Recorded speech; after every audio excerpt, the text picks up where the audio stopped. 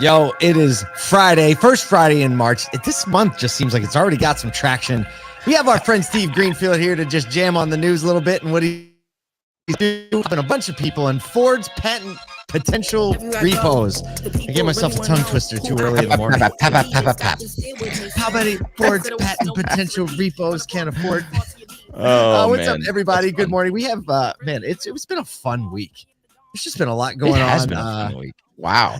It's been a week. The news has been, it's been one of those things where like, it's just been a flood of things that we can talk about just over and over and over. I know. Sometimes it's like, we're digging deep to find something to talk about. And that wasn't the case this week at all. So yesterday afternoon was specifically fun because like a bunch of things happened. Number one, Automotive News picked up one of our little content pieces and ran it featuring Kerry Wise, which is super cool. So I'm going to take a sip from I was on Automotive News mug real quick. And also too was on Automotive News. There you go. Also, love it. It was fun because Tom Dahl, we'll talk about him in a minute. He chimed in on one of our threads and he made some comments. We also noticed like some people following Soto on LinkedIn are some like really high level executives in some companies you would recognize. And so it's fun to see the community just kind of like inhaling and exhaling on a regular basis. And which I don't know, man, it just put me in a good mood. Yeah, it does. It puts you in a good mood. And even just, yesterday I got 2 text messages of like, hey, this would be great. These would be great things for a Soto to talk about, right? Like little articles or things like that. The funny part is like both of them we had covered in the email the day before, right? But I love the community just like being involved and like thinking the ideas and stuff like that. This really is a community effort, and we take all of those things and run with them. And Chris and Christy, our writers, are always thinking up and dreaming up new ways to contextualize everything that's going on in the automotive world. And speaking of contextualizing everything that's going on in the automotive world, segue time. Well, that was maybe the longest segue that I've ever had. It was pretty long. We are welcoming back today Steve Greenfield to talk about his latest Intel report and even just chop it up with us with the news. Steve is a friend of Soto, and we're really excited to have him and always share this time in the early month to chat about what is going on in the industry and what he's seeing. Steve, welcome to the show, man. Guys, good morning. Good morning. You just told us. You guys act like you're surprised. Hold on, Paul. You guys act like you're surprised. Oh yeah, we're getting cited in Automotive News, and I got CEOs of car companies following me. Like, I bet you nobody's surprised other than you guys. I don't know why you're surprised. You guys just far too humble. I mean, who isn't watching what you guys are doing right now? Oh man, we appreciate that. Actually, we were going to talk about this in the beginning of the show. We put in our email this morning, and we're such community minded, and a lot of people know we just raised the second round of funding, and we were able to partner with the Automotive Ventures Investment Club to create a lane for just I'll call it the regular people in our community to invest in the company and be part of the movement in a deeper way. There's some more detail about that. You can go to asoto.com/AV for Automotive Ventures, asoto.com/AV. And thank you for making a way, because the people, like, what we do is based on this belief that elevating the culture and perception of the retail auto industry is possible, and it's going to take all of us to do it. And, you giving us this opportunity to make a lane for other people to do that on a deeper level is something we're super excited about. Well, look, I'm going to ask Kyle, put Kyle on the spot here. Not that he Please do. Show. But, something that Kyle says resonates with me every single day, talking about sort of like making sure that the next generation of kids who are out there, actually want to be in automotive. And Kyle, you're much more eloquent than I am. But when you say that, it really it hits me, right? I think it hits a lot of people. But go ahead. I mean, you'll do a better job than I will. Please repeat whatever it is that you typically say. Yeah, I have this. So I have a 9 and a 9, 7, and almost 1-year-old in my household, and my vision is that you have almost as many kids as I have cats. No, he doesn't. Not even close, from what I understand.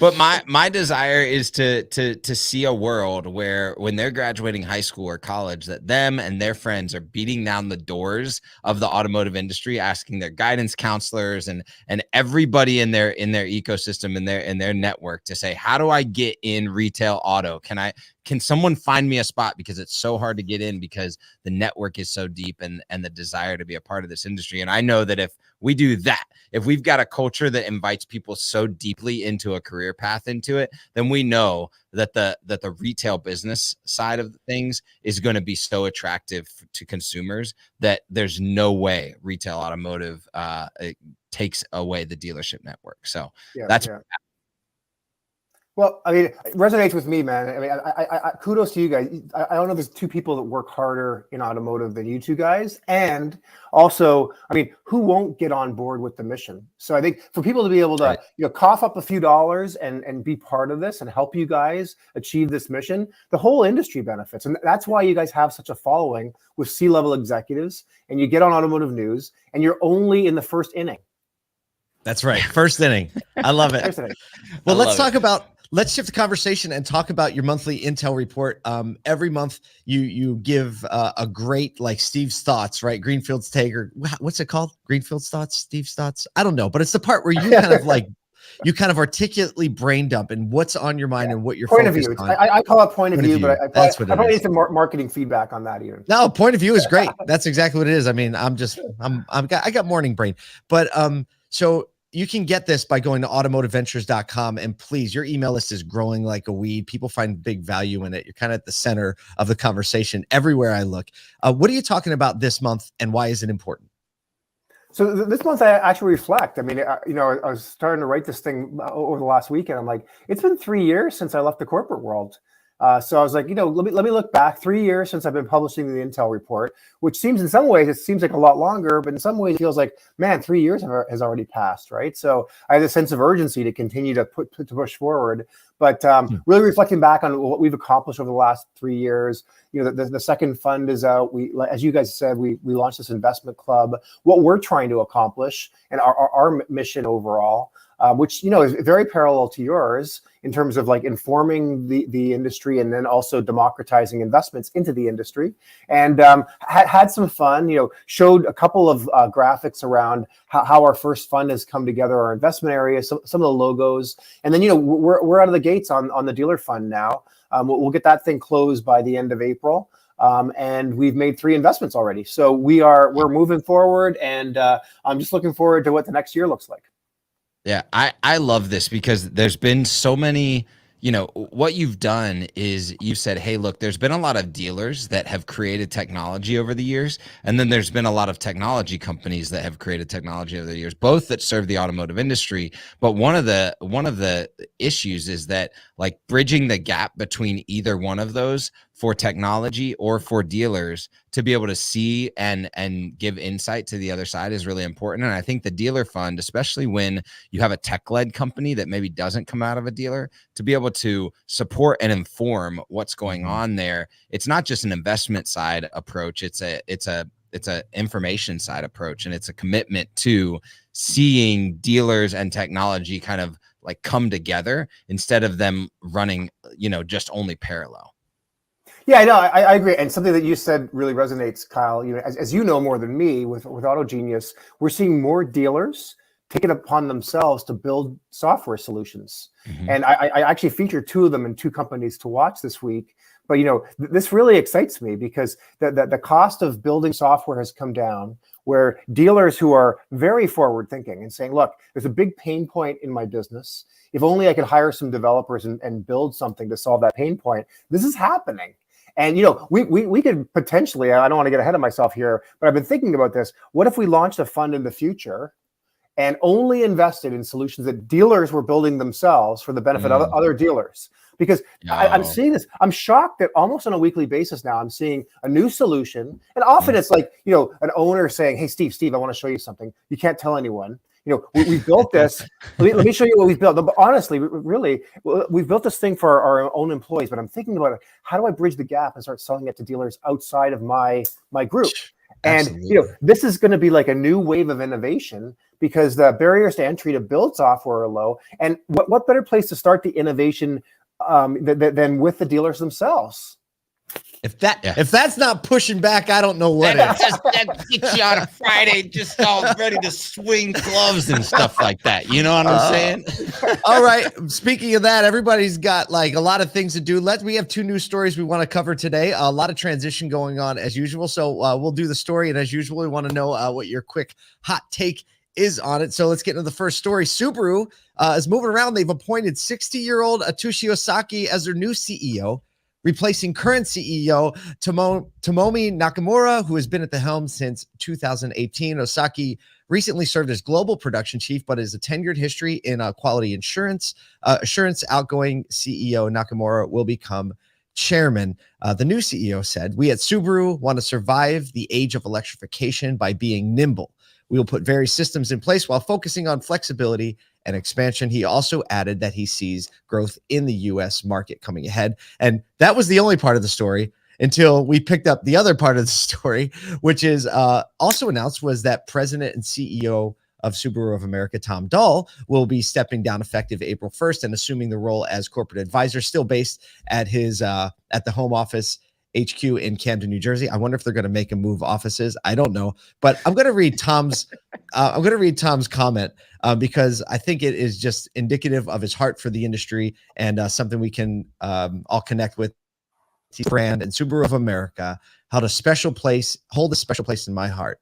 Since the day I arrived 41 years ago, we've worked tirelessly to make Subaru more than a car company. The growth of this company has been nothing if not spectacular, but I am most proud of the good we have done with our Love Promise programs and the lives it has impacted. It is the employees of Subaru of America, the great friendships we have developed, and our amazing customers and retailers who are the secret of our success.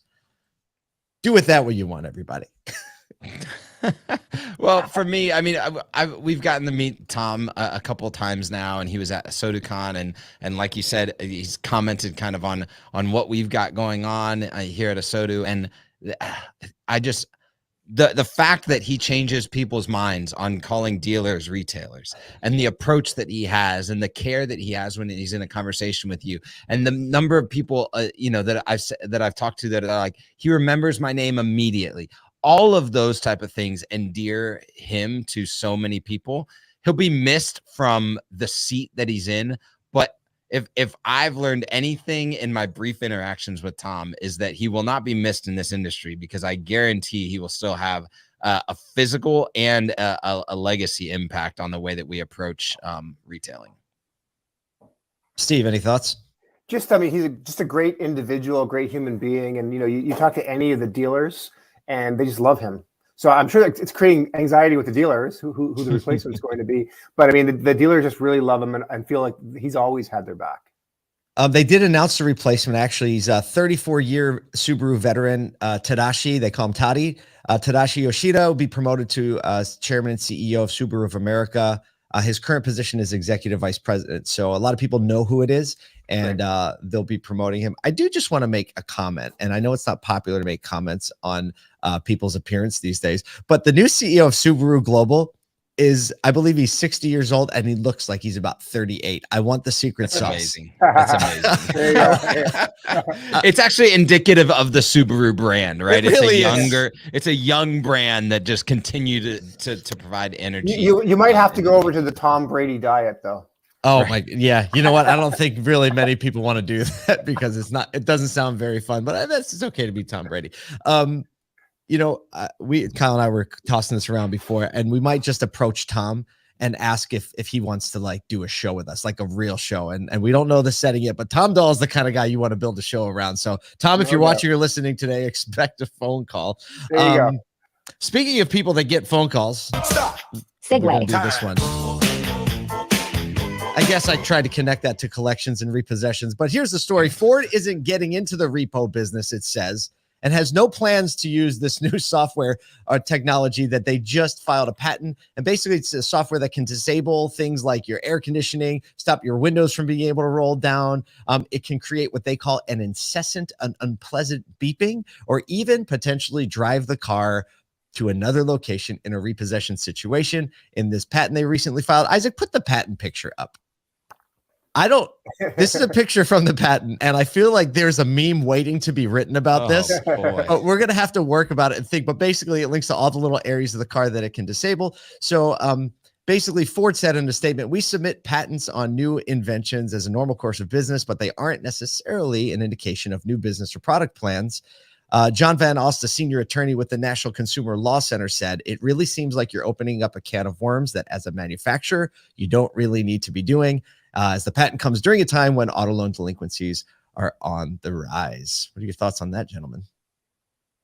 Well, I'll take this one. I think it's like a no-brainer. You know, I think that why hasn't anyone thought of it already? If the cars are going to be self-driving, then just drive the car back to the bank or the repo agent. Why have repo agents go out there and endangering themselves picking up the car? So to me, it seems like a no-brainer. I know, you know, people on social media, this has lit people up, right? It's like, woo, you never do that to my car. But Not fair, yeah. If you stop paying today, typically, like there's a starter interrupt with a GPS, they turn your car off. So now they're not only going to turn the car off, they're going to make it really annoying.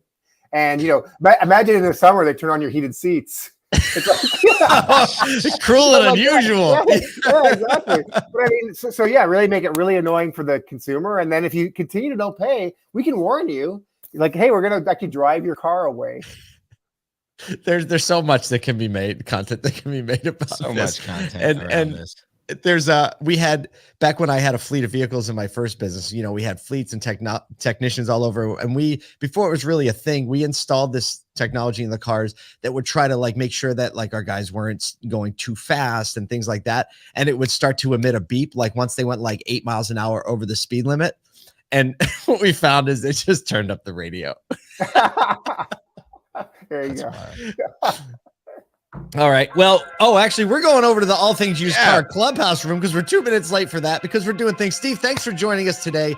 For you in the community, check out asodu.com/AV, and we will see you in Clubhouse.